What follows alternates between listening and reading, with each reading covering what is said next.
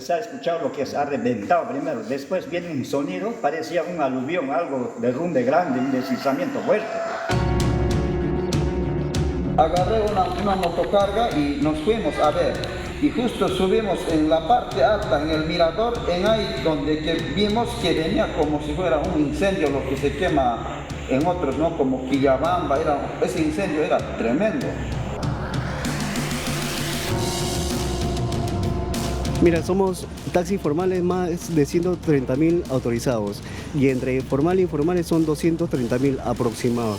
Todas esas personas viven del día a día, no es posible que tomen esas medidas simplemente por tomar. Estamos hablando de que el 40% de la oferta eléctrica nacional tiene que ver con generación térmica con gas natural. Esto le cuesta al país 200 millones de dólares al día. Es muy, muy costoso. Esta semana, el país enfrenta la mayor crisis energética de los últimos años. Una explosión en un ducto de gas natural en la selva de Cusco ha dejado sin suministro al transporte, la industria y ha golpeado el bolsillo de millones de peruanos. Pero sobre todo, ha despertado la sensación de un regreso a los días de encierro de la pandemia. Se dispondrá clases en modalidad remoto en todos los niveles educativos de Lima y Callao por una semana. El ducto dañado y sin ningún plan B ha revelado la fragilidad de nuestro sistema energético. ¿Pero qué pasó? ¿Cuánto tiempo va a durar la crisis? ¿Las medidas dictadas por el gobierno son exageradas? ¿Es necesario regresar al teletrabajo y las clases virtuales?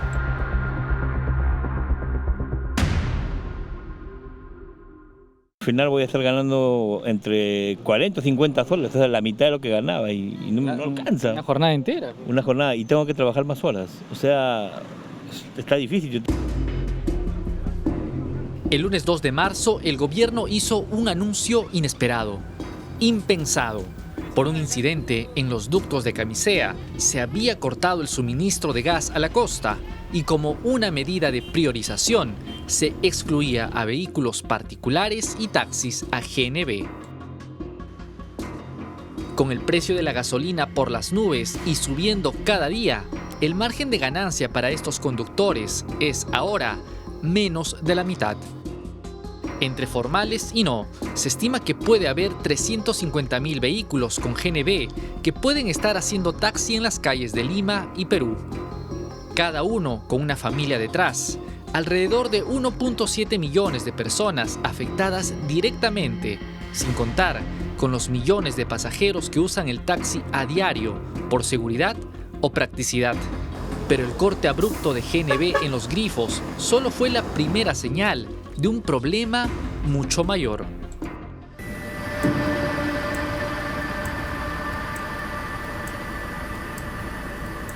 Para entender esta crisis, hay que mirar hacia la selva de Cusco.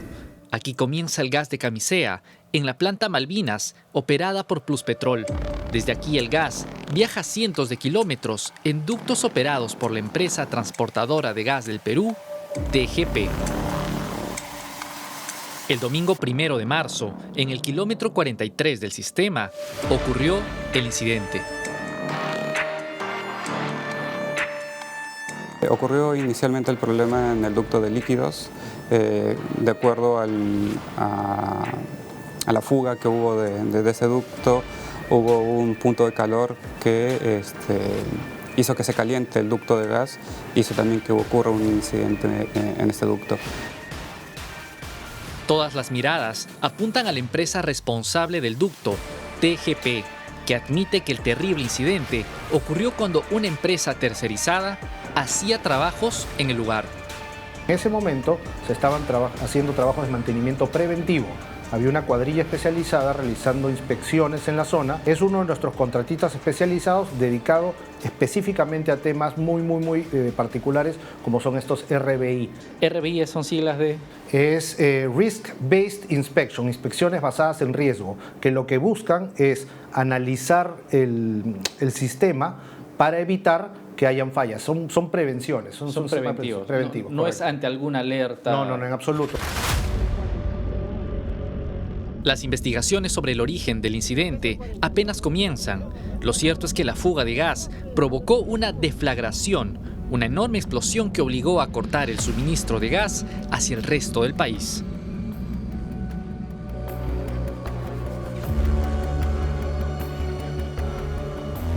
El gas natural venía siendo usado por industrias textil, de alimentos, la fabricación de todo tipo de productos. Al cambiar a diésel se encarece totalmente la operación y eso evidentemente tarde o temprano lo vamos a pagar todos. Esto es consecuencia únicamente de la desidia de anteriores gobiernos, es la desidia de no haber previsto, de que prácticamente dependamos de una sola fuente de abastecimiento. Esto le cuesta al país 200 millones de dólares al día. Es muy, muy costoso. El gobierno afirma que hay gas para la electricidad durante la emergencia declarada por 14 días desde el incidente. Pero esta apuesta es arriesgada. Si la crisis se prolongara, estaríamos en problemas. Estamos hablando de que el 40% de la oferta eléctrica nacional tiene que ver con generación térmica con gas. Que estamos en el sistema regulado, es decir, los pequeños usuarios tenemos una protección temporal porque son contratos de largo plazo. Pero tarde o temprano, si esta crisis perdura en el tiempo, se va a recoger en una fórmula y va evidentemente a incrementar el precio. Otro sector priorizado es el gas natural de las casas, usado para cocinas o termas. El Ministerio de Energía y Minas admite que si la crisis no se resuelve, se tendrían que tomar otras medidas, como el racionamiento. ¿Qué pasa si la emergencia dura más? Justamente lo que nosotros hacemos es, de acuerdo a cómo va avanzando la reparación del ducto, se van haciendo todos los días estudios sobre la atención de las demandas y las necesidades. Y en algún momento, si la emergencia toca tomar decisiones de otra vez un relacionamiento, se tendrán que volver a hacer, siempre priorizando el sector residencial y el sector más crítico. Es un golpe económico colosal. Afecta y encarece todo: taxis, transporte de carga, fábricas. La consecuencia es un mayor uso de combustibles caros y riesgos latentes en la electricidad y el gas domiciliario. En pocas palabras, un encarecimiento de la canasta básica. Se hace necesario programar el apoyo del Fondo de Estabilización para mitigar el fuerte golpe a la economía popular de la subida de los costos.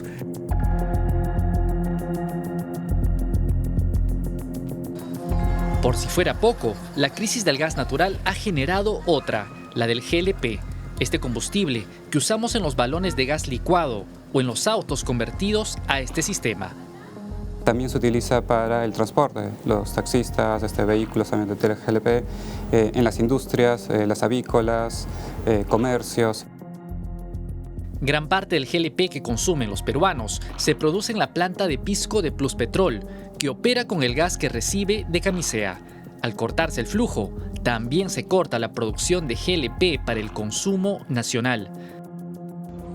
A nivel nacional, varias ciudades han reportado el incremento del precio del balón de gas GLP. Grifos, ni siquiera en cuestión de días, en cuestión de horas, en la mañana y en la noche ya vemos una diferencia tangible en el precio de la gasolina regular premium y en el caso del GLP. Están subiendo los precios. Esto se debe a escasez, especulación, una combinación de todo. Puede que haya un poco de cada caso. En temas de gasolinas, diésel, tenemos autonomía de más de 12 días de almacenado, de producto almacenado. Aparte tenemos refinerías que están produciendo continuamente, hay importaciones que están programadas para llegar, pero hay una sobredemanda también que es la que afecta el mercado. Para cómo ha subido la gasolina, entre estos 3 días ha subido un promedio de 2-3 soles y en algunos grifos hasta 22 soles con 50 están cobrando. Y cuando la gasolina sube, sube todo lo demás. Una crisis que se busca paliar con algunas medidas dictadas desde el gobierno. Se dispondrá el teletrabajo en el sector público en Lima y Callao durante el periodo de contingencia. Se promoverá que las empresas del sector privado adopten modalidades de teletrabajo durante el mismo periodo. Se dispondrá clases en modalidad remoto en todos los niveles educativos de Lima y Callao por una semana. Medidas que buscan reducir el consumo energético y que han sido fuertemente criticadas por algunos sectores.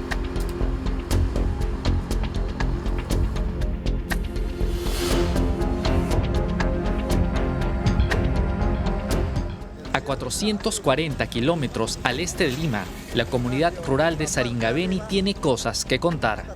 Está a 16 kilómetros del lugar del incidente. Todo eso hemos escuchado, se ha escuchado lo que ha reventado primero, después viene un sonido, parecía un aluvión, algo de derrumbe grande, un deslizamiento fuerte. Sonaba y no dejaba de calmar eso.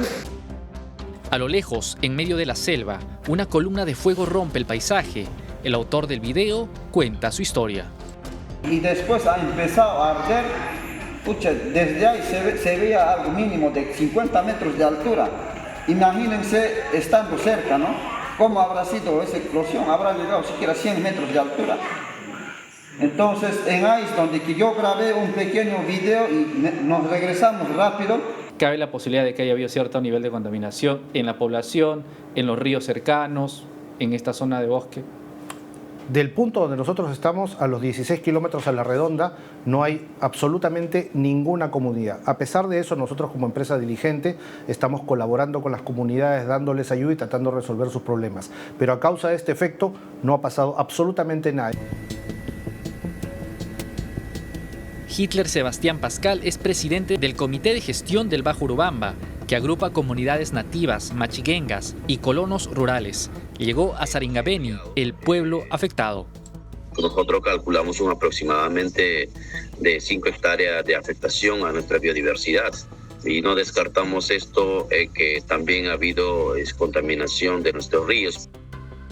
El dirigente cuenta que los pobladores sintieron efectos físicos tras la explosión. No podemos descartar, no podemos decir que no ha habido afectación humana. Sí, ha habido afectación humana. Es por ello que nuestros hermanos han sufrido mareos, irritaciones, entre otros síntomas. TGP y el gobierno señalaron que no hay poblaciones a menos de 16 kilómetros del incidente. Eso es cierto, pero centros poblados como Saringabeni o Quitaparay, que superan esta distancia, afirman haber sentido síntomas como dolor de cabeza, mareos o tos. Hay mucha gente que ha estado cuestionando que las consecuencias de esto las está asumiendo los ciudadanos, las industrias, el Estado o gobierno. ¿Le correspondería o no a la empresa asumir parte de todo lo que está ocurriendo, ¿no? Mira, es un dominó enorme, ¿no? Nosotros somos conscientes de la gravedad del asunto. Estamos por eso dedicados, como te dije, a restaurar el servicio lo más pronto posible. Esa es nuestra prioridad. Y como operadores responsables y diligentes nos haremos cargo de lo que corresponde en su momento. Pero ahora nuestra prioridad única es restablecer el servicio. Los perjuicios son incalculables, pero el tema va más allá de la explosión. Este incidente revela una debilidad estructural del país. Hoy el gas de Camisea recorre un sistema de ductos de cientos de kilómetros hacia la costa, pero no existe una línea de respaldo. Esto significa que si un solo tramo falla, como ocurrió en el kilómetro 43, el impacto se siente en todo el país. ¿Por qué dependemos de un tubo? ¿Por qué no hay un sistema paralelo o redundante? Como concesionario de transporte operamos, mantenemos y construimos un ducto específico, un ducto que fue contemplado en el contrato. Lo que tenemos que mejorar es en el tema de la seguridad energética, justamente con el tema de redundancia, con el tema de una regasificadora o con algún otro proyecto que nos dé mejor autonomía frente a estos eventos. Hasta ahora hemos invertido más de 2.500 millones de dólares en mantenimiento. El tema del ducto paralelo responde a enunciados que se han hecho, a políticas alternativas para como país brindar mecanismos de contingencia en caso se den situaciones como esta, pero corresponden al ámbito del gobierno determinar cuál es el mecanismo de contingencia más adecuado para situaciones como esta. La empresa TGP asegura que los trabajos de reparación avanzan y que por ahora se mantiene el cronograma de los 14 días, siempre que el lluvioso clima de la selva cusqueña lo permita. Pero esta crisis revela una imperdonable deficiencia. que gobiernos y ministros, uno tras otro, no han previsto: el depender de una sola fuente de gas. Lo que nos queda ahora es cruzar los dedos, apretarnos los cinturones y esperar que la reparación cumpla los plazos. Nuestra economía depende de ello.